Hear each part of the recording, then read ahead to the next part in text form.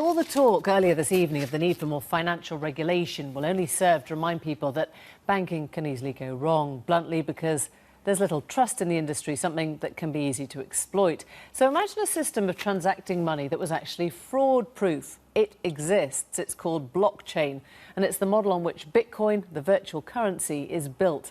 Is this the stuff of revolution? David Grossman takes a look.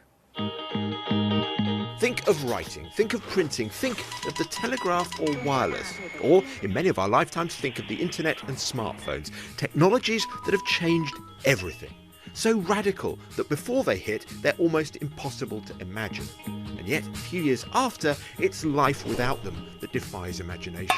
So what next? Well, there are plenty of very rich individuals and corporations betting big that the next game-changing technology is called blockchain.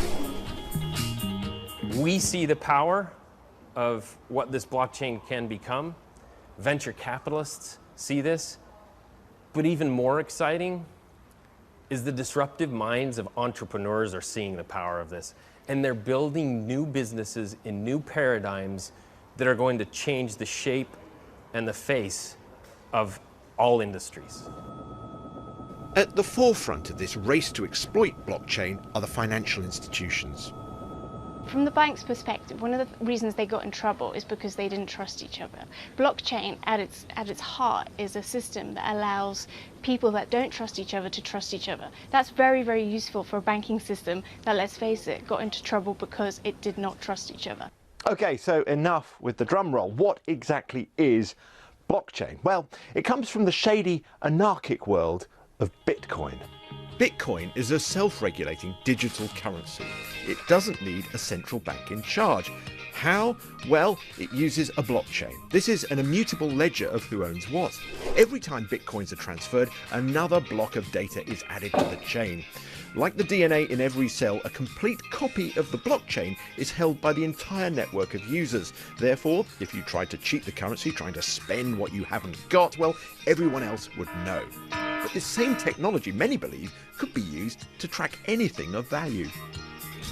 The technology enables the transfer of those currencies that have been created, Bitcoin being one of hundreds, if not thousands, of currencies that exist today. But it's also the ability to transfer value in ways that we haven't seen before, that extend well beyond financial services. It can go into, for example, a retailer that wants to be able to verify that their goods that they are marketing as organic in their grocery store. The blockchain allows the ability to track the actual creation of those goods and through the supply chain verify that they actually are organic, so that then where they are then marketing them to their end customers, they're confident that it actually is organic. That's just one simple use case. And there are thousands of other potential uses, from pharmaceuticals to luxury prestige goods like watches and handbags. The music and film industries are excited that blockchain could be the technological answer to piracy, and the insurance industry thinks it might help tackle fraud. I mean, ultimately the diamond comes out of the ground, it becomes certified and known as a... For Leanne Kemp, blockchain means diamonds. A diamond blockchain, she says, could record each gem's unique combination of attributes, giving it a sort of DNA. She's had investment from Barclays to develop her ideas. It gives us a global ledger. It gives us actually global transparency over the supply chain and the chain of custody of the diamond. Where did the diamond come from?